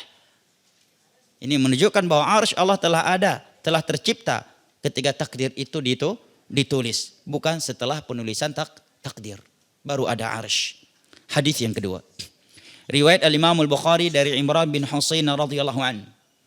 Rasulullah sallallahu alaihi wasallam mengatakan, "Kana Allah wa lam yakun syai'un ghairuh wa kana 'arsyu 'ala al-ma' wa kataba fi dzikri kulla syai'in wa khalaqa samawati wal ardh." Allah maha ada sebelum adanya segala sesuatu. Maka di antara nama Allah adalah huwal awwal. Huwal awwalu wal akhiru wal zahiru wal batin. Maka di dalam sebuah doa Nabi mengatakan, "Antal awal falaysa qablaka syai'." Ya Allah, engkaulah zat yang al-awal, tiada sesuatu sebelum engkau. Wa kana arsyu 'alal ma, dan arsy-nya di atas air. Dan menulis dalam Lauhul Mahfuz segala sesuatu dan menciptakan langit dan bumi. Ya, Syekhul Islam mengatakan di dalam riwayat yang lain ada sebutan tsumma kataba. Setelah Nabi mengatakan arsy-nya di atas air, Nabi mengatakan kemudian Allah menuliskan takdir, menunjukkan penulisan takdir setelah adanya arsy dan air. Nah, oleh karenanya Al-Imam Ibnu Qayyim dalam Nuniyahnya mengatakan, dalam bait sajak Nuniyah beliau yang ditutup dengan huruf nun, kata beliau, "Wan nasu mukhtalifuna fil qalami alladhi kutibal qada'u bihi minad dayyani. Hal kana qabla al-'arsy am huwa ba'dahu? Qawlani 'inda Abil 'Alai al-Hamadani. Wal haqqu anna al-'arsya qabla li'annahu 'inda al-kitabati kana dha arkani." Kata Imam Ibnu Qayyim dalam pantun beliau, para ulama berselisih pendapat tentang al-qalam, yang dengannya ditulis seluruh takdir oleh Ad-Dayyan, oleh Allah Jalla wa'ala Maha Pembalas. Apakah arsy sudah ada sebelumnya ataukah setelahnya? Ada dua pendapat di kalangan ulama. Ini namanya masailul akidah, bukan pokok akidah. Jangan setelah ini kita keluar mengatakan dalam masalah akidah aja ulama khilaf. Ini masailul akidah. Dan yang hak kata beliau arsy sudah ada sebelumnya. Karena ketika qalam menulis arsy telah ada. Ini pendapat yang sahih. Namun setelah itu para ulama khilaf. Manakah yang lebih duluan, arsy ataukah air? Kan tadi disebutkan arsy Allah di atas air, ya. Apakah arsy sebelum air ataukah sebaliknya? Sebagian ulama berpendapat air telah ada sebelum arsy, ya. Ya, sebagai makhluk yang pertama kali diciptakan. Mereka berdalil dengan hadis riwayat Al-Imam Tirmidzi. Ya, riwayat Tirmidzi dan Ibnu Majah dari Abi Razin. Bentar, masih ada waktunya, Pak? Tadi Ana bilang hikmah yang terakhir tadi, yang ke-10 yang terakhir. Ana masih lanjut nih. Mana panitia? Jam berapa kajian selesai? Jam 11. Berarti udah habis waktunya. Saya jawab ya. Berarti Ana selesaikan dikit lagi ya. Al-muhim Ana simpulkan saja. Namun ulama setelah itu khilaf manakah yang lebih duluan, arsy ataukah air. Karena ada sebutan arsy di atas air, ya. Sebagian ulama mengatakan air lebih duluan karena hadis tadi, dan sebagian ulama mengatakan arsy ya lebih duluan. Wallahu taala alam bisawab wal ilmu indallah. Baik, kita masuk ke sesi tanya jawab. Barakallahu fikum. Naam, tafadhal Bang.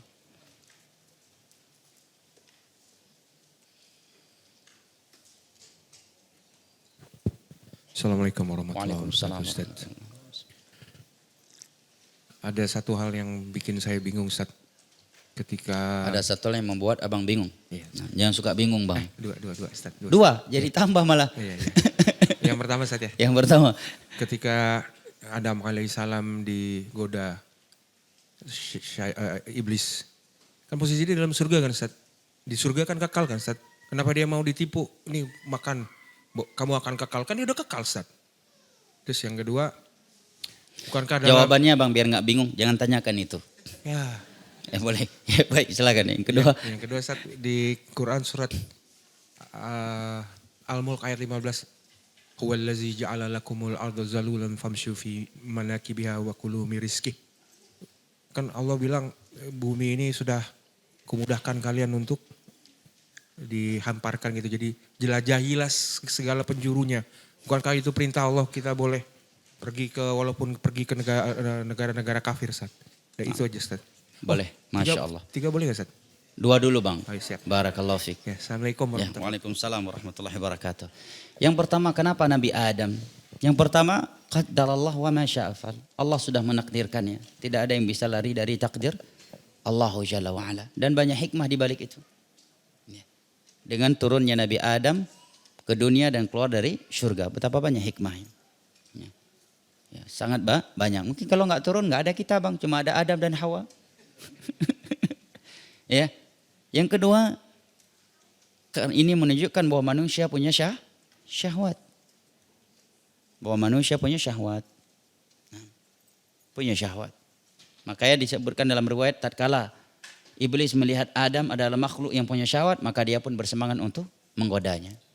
Hikmah lainnya banyak. Ini menunjukkan bahwa taubat menghapuskan dosa yang sebelumnya.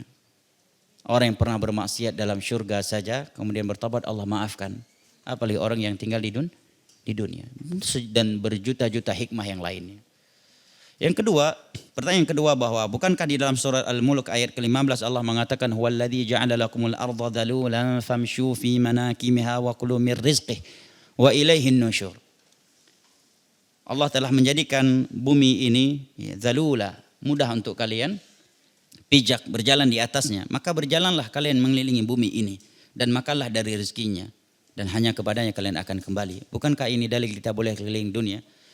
Kalau ini dijadikan dalil tentang bolehnya traveling ke negeri-negeri kafir, berarti ini dalil juga boleh memakan segala sesuatu. Kan di situ dikatakan makanlah dari rezeki. Orang yang makan babi rezeki dari Allah Bang. Ya kan? Orang yang makan mohon maaf anjing, kan ada juga yang makan anjing. Kan anjing rezeki Allah. Betul nggak? Ya kalau alasan bumi Allah, diskotik juga bumi Allah Bang. Ya kan? Ya. Kalau alasannya bumi Allah Jalla wa Ala, Makau juga bumi Allah. Keliling-keliling aja Makau tadabbur alam, lihat orang-orang yang sedang bermaksiat. Tadabbur alam ke Makau. Ya kan? Ya. Ini menunjukkan bukan berarti ini anjuran untuk keliling dunia, traveling ke negeri orang-orang kafir. Tapi maknanya Anda bacakan tafsir Imam Ibnu Katsir ya. Maksudnya ketika beliau menerangkan ayat ini kata Imam Ibnu Katsir, "Tsumma dzakara ni'matahu 'ala khalqihi fi taskhirihi lahumul ardh wa tadlilihi iyyah lahum." Allah menyebutkan nikmatnya kepada makhluknya bahwa ia telah peruntukkan bumi ini untuk mereka. Mudah untuk mereka berjalan di atasnya. Ya, mereka bisa menjadikannya tempat tinggal. Ya, tidak terlalu keras, tidak lembek dan sebagainya. Ya. Mudah mereka berjalan di atasnya dan mereka bisa menjadikannya sebagai tempat tinggal. Kemudian Allah memberikan kepada mereka berbagai tumbuhan, pepohonan, buah-buahan yang bermanfaat di dalamnya. Huwallazi ja'ala lakumul arda dhalulan famshu fi manakamiha. Ay fasafiru haitsu syi'tum min aqtariha wa taraddadu fi aqaliha wa arja'iha fi anwa'il makasim wa tijarat wa 'alamu anna sa'yakum la yujdi 'alaikum syai'a illa an yasarahu Allahu lakum. Maknanya adalah silakan kalian berpergi ke mana saja ke seluruh dunia. Ya, kalian ingin berniaga mencarikan ini dan itu, tetapi ingat upaya kalian tidak akan mampu memberikan sesuatu untuk kalian kalau Allah belum memudahkannya untuk kalian. Ini makna. Bukan berarti anjuran. Seperti firman Allah, silakan yang mau beriman dan yang ingin kufur, ya kan? Falyakfur. Ya. Kalau dia ingin berkufur silakan, yang ingin iman juga silakan. Allah akan membalas orang yang baik dan orang yang buruk. Bukan berarti boleh berbuat kekufuran. Jawaban yang lainnya, hukum di dalam Islam ini ya adalah Al-Quran dan As-Sunnah. Maka Al-Quran harus dipahami dengan Al-Quran ya. Quran yang lain juga dengan As-Sunnah Nabi SAW yang umum terkadang dikecualikan oleh dalil yang khusus. Ini dalil umum, di sana ada dalil-dalil khusus. Sebagai contoh, hadis yang menyebutkan Nabi berlepas diri dari orang mati di negeri orang kafir. Demikian juga seperti hadis Nabi umum, bumi ini Allah jadikan suci dan tempat salat untukku. Tapi di sana datang hadis yang menyebutkan tidak boleh salat di dalam kandang onta, tidak boleh salat di kubur di pemakaman kuburan. Nah, kecuali salat jenazah ada dalil khusus lagi, itu pun karena enggak ada bentuk rukuk dan sujud. Nah, barakallah. Masih bingung bang? Udah enggak insyaallah ya? Barakallah fik. Ibu saya meminta saya untuk menjaganya, sedang saya masih ada suami. Ibu sudah tidak bisa berjalan. Beliau bilang lebih senang jika saya yang mengurus dibanding adik-adik. Ibu saya ajak tinggal sama saya tidak mau. Sejak pensiun beliau pulang kampung dalam kurung Aceh. Nah, saya di Jakarta, berdokasakah saya? Yang pertama, barakallahu fik. Seandainya bisa dilakukan tentunya, ini enggak ditanyakan tentunya, itu lebih baik. Bahkan ada hadis dalam Adabul Mufrad dari Abu Darda radhiyallahu anhu. Abu Darda radhiyallahu anhu mengatakan, "Awsani Rasulullah sallallahu alaihi wasallam bi tis'in." Nabi pernah memberikan pesan kepadaku sebanyak 9 pesan. Di antaranya adalah wa in ati' walidayka wa in amaraka an takhruja minad dunya fakhruj minha. Taatilah kedua orang tuamu. Seandainya kedua orang tuamu memerintahkan kamu keluar dari dunia, maka keluarlah dari dunia. Kan gak ada yang mampu keluar dari dunia. Tapi kalau dia perintahkan dan kamu mampu melakukannya, lakukanlah. Ini mimbabil mubalaghah. Ya. Ini tentunya yang pertama kalau bisa dilakukan. Tapi ini kan tidak mungkin kan tadi. Ya karena beliau punya suami dan tidak bisa meninggalkan suami. Dan ketaatan kepada suami melebihi ketaatan kepada kedua orang tua apabila seorang wanita telah bersuami. Yang ketiga, masih banyak solusi lain. Adik-adiknya bisa merawatnya, dia bantu dari sisi lain, ya, dari sisi ekonomi, ya, membantu adik-adiknya. Karena ada sebagian orang kalau dia yang merawat langsung, maka justru mafsadahnya lebih besar. Ya, mafsadahnya lebih besar. Sebagai contoh ya di negeri kafir. Contohnya kalau di Jepang kita lihat itu, walaupun ini kita nggak bahas secara agama, ya, secara realistis. Ketika anak ke Jepang dan juga ketika ke Hong Kong, memang kenapa rata-rata orang di sana begitu orang tua yang udah tua langsung dimasukkan ke panti asuhan? Atau dia sewa ART yang mengurusnya selalu. Karena apa? Karena di sana kerja. Ya, dia kerja. Oke? Ya. Kalau dia nggak kerja, uang nggak ada, akhirnya dia mati kelaparan, orang tuanya pun mati kelaparan. Kalau dia tetap kerja, ada uang, hasil gaji tersebut dia bisa merawat orang tuanya, walaupun tidak melalui langsung dengan tangannya. Tapi kalau dia langsung resign kerja nih, nggak ada uang lagi. Jangan kena rawat orang tua, bayar rumah yang ada orang tua di dalamnya aja udah nggak mampu. Bayar listrik, berikan makan kepada ibunya. Ya, terkadang kita nggak melihat ke sisi itu juga. Nah, begitu juga seorang istri ketika udah punya suami. Yang pertama dia ada kewajiban utama yaitu suami. Nah, dan apalagi ada adik-adiknya. Kecuali tidak ada yang merawat ibunya kecuali dia. Dia nggak punya adik, nggak punya kakak, nggak ada orang tua, nggak ada orang lain, nggak ada yang bisa dicewek. Kemudian harus dia. Dan suami nggak membolehkan, maka di sini dia lebih baik minta cerai dari suaminya demi merawat ibunya. Karena berbakti sama orang tua adalah kewajiban sepanjang masa. Kalau dia memang tidak bisa berbakti sama orang tuanya. Kalau dia bisa melakukannya walaupun tidak bercerai, maka lebih baik. La ta'ata li makhluqin fi ma'siyatil khaliq. Tidak boleh taat kepada seorang makhluk kalau harus bermaksiat kepada al-khaliq, dan durhaka sama orang tua adalah dosa. Walaupun seorang sudah menikah tetap tidak boleh durhaka sama orang tuanya. Dan tidak berbakti kepada kedua orang tua adalah kedurhakaan. Tapi apa yang beliau sebutkan masih banyak solusinya. Ada adik-adiknya walaupun beliau lebih senang padanya. Tapi mau gimana lagi, punya suami dan kondisi tidak mungkin pulang. Dan pasti kalau kita jujur ya dengan Allah, Allah akan mudahkan segala urusan kita terkait orang tua kita. Allah berfirman, "Falau shadaqullaha lakana khairan lahum." Seandainya kalian jujur dengan Allah, maka Allah akan bukakan berbagai kebaikan untuk kalian. Nah, semoga Allah Jalla wa Ala memberikan kesehatan yang sempurna untuk orang tua beliau. Amin ya rabbal alamin, dan menjadikan kita semua sebagai anak-anak yang berbakti kepada kedua orang tua kita.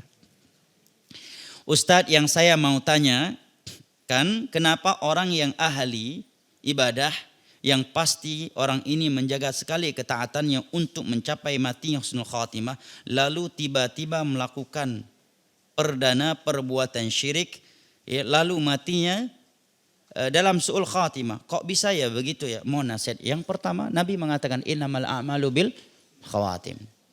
Yang kedua, oleh karenanya doa Allahumma muqallibal qulub tsabit qalbi ala dinik menjadi doa yang paling sering Nabi bacakan. Padahal Nabi punya maksiat apa? Ya kan? Ini doa yang paling sering. Yang kedua, Allah perintahkan Nabi kita secara khusus untuk mengucapkan doa wa'udzubika ayyahdurun. Ucapkan olehmu, wahai Rabbku, aku memohon pelindungan kepadamu jangan sampai syaitan hadir ketika malaikat maut mencabut nyawaku. Maka semenjak ayat ini turun, Nabi mendoa kepada Allah memohon beberapa perlindungan. Di antaranya adalah min an yatakhabbatani syaitanu indal maut. Agar syaitan tidak memperdayaku, tidak mempermainkanku di saat kematian datang kepadaku. Karena itu adalah kesempatan terakhir bagi iblis dan bala tentaranya. Maka disebutkan kalau nggak salah dalam kitab At-Tadhkirah karya Al-Imam Al-Qurtubi. Ada seorang ulama di masa dahulu ketika hendak meninggal dunia, sakaratul maut, diucapkan kepadanya la ilaha illallah. Dia menjawab la, tidak. Kemudian diucapkan lagi kepadanya la ilaha illallah. Dia pun mengatakan la, tidak. Setelah dia normal, ditanyakan kenapa begitu? Dia mengatakan la, tidak yang pertama itu bukan untuk talqin la ilaha illallah yang kalian lakukan. Tetapi karena ya ada bisikan dari syaitan yang mengatakan mut yahudiyan, matilah kamu sebagai Yahudi.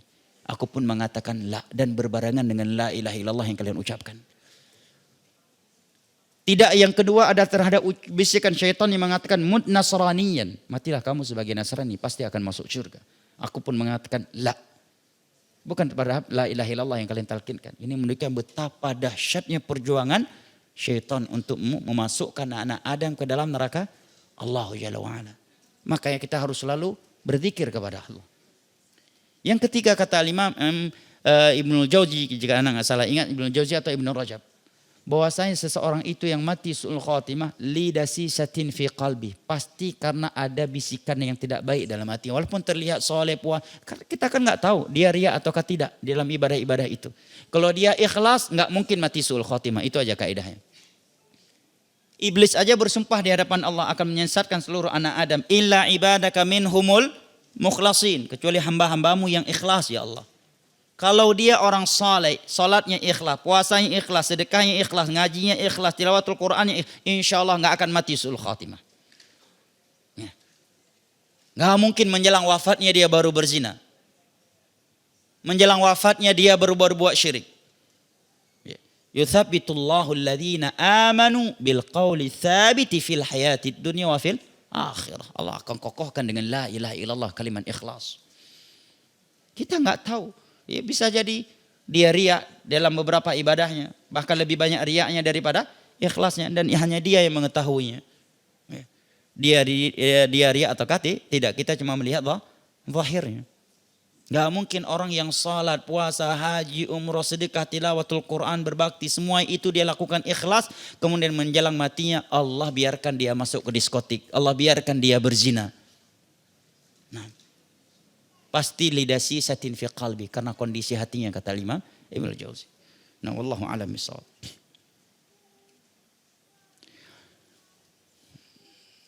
Sudah jam 11 lewat Cukup? Atau baca lagi, Pak? Satu lagi, baik. Assalamualaikum Ustaz. Waalaikumsalam warahmatullahi. Suami rajin salat. Masya Allah, tapi masih ada sambungannya nih. Tepat waktu, tapi ini nih, siap-siap nih para suami. Suami rajin salat tepat waktu, tapi tetap bermaksiat, banyak maksiat. Apakah pengaruh kepada keluarga jadi tidak berkah hidupnya? Yang pertama pasti maksiat itu memberikan dampak yang buruk. Ya, memberikan dampak yang buruk. Bahkan cinta bisa putus karena maksiat di antara dua orang yang saling mencintai. Nabi mengatakan ma tawaddathnani fayafruqa illa bidzambin ahdatsahu ahaduhuma. Tidaklah dua orang yang saling cinta mencintai, dua pasangan suami istri. Bukan pacaran ya, pacaran itu sendiri udah dosa. Ya, suami istri yang saling cinta mencintai atau kawan dengan kawannya, cinta yang syar'i, ya. Kemudian mereka bertengkar, mereka ribut, berpisah kecuali karena dosa yang dilakukan oleh salah satu dari keduanya, apalagi yang melakukannya dua-duanya. Nah, sebagian ulama salaf mengatakan tidaklah aku bermaksiat di luar rumah kecuali ketika pulang aku melihat efek dosa yang aku lakukan di luar rumah pada istri, pada anak dan tunggangan yang aku tunggangi. Nah, terkadang sebagian kita egois ya, anak kurang belajar, kurang taat, kurang hafalannya kita marah-marah ini, padahal karena maksiat yang banyak kita lakukan di luar rumah sebagai pemimpin mereka. Nah, yang kedua, mestinya dia tercegah dari maksiat. Kalau salat yang dia lakukan ikhlas dan sesuai dengan sunnah Nabi SAW, syarat-syarat rukun wajibah sunnahnya terlaksanakan, pasti akan mencegah seseorang dari maksiat. Karena Allah yang telah mengatakan inna salata tanha anil fahsya'i wal munkar. Ini gimana akan tanha anil fahsya'i wal munkar? Lagi salat mikirnya barang dagangan itu modal sekian, profitnya harus sekian. Ya, masih di Al-Fatihah. Ya, tender minggu depan ini. Gimana, di mana saya jumpain beliau? Berapa persen, berapa? Saya tawarkan kepada beliau biar. Gimana mau tanha anil fahsya'i wal munkar? Baru 1 menit berdiri aja udah pikirkan dunia. Nah, kalau salat yang kita tegakkan memenuhi syarat-syarat, rukun-rukunnya, wajibatnya, sunnah, insya Allah pasti yang Allah sama seperti yang Allah katakan. Pasti akan sesuai. Tanha anil fahsya'i wal munkar. Allahul musta'an. Semoga apa yang telah kita kaji pada kesempatan kali ini bermanfaat dan kita memohon kepada Allah Jalla wa'ala sebagaimana ia telah mempertemu dan mengumpulkan kita di dalam rumahnya yang mulia ini agar kembali mempertemu dan mengumpulkan kita di dalam syurganya pada hari kiamat kelak. Amin ya rabbal alamin. Semoga tidak ada dari kita yang keluar dari rumahnya yang mulia ini kecuali dalam keadaan Allah telah mengampuni dosa-dosanya. Tiada dari kita yang melanda sakit kecuali Allah sembuhkan penyakitnya. Tidak ada dari kita yang terlilit hutang kecuali Allah lunaskan hutangnya. Tiada dari kita yang berstatus sebagai jomblo atau single senior kecuali Allah anugerahkan dia seorang istri yang salihah. Kalau dia wanita Allah anugerahkan untuknya seorang suami yang saleh, yang jamil ya. Amin ya rabbal alamin. Subhanakallahumma wa bihamdik asyhadu an la ilaha illa anta astaghfiruka wa atubu ilaik. Wassalamualaikum warahmatullahi wabarakatuh.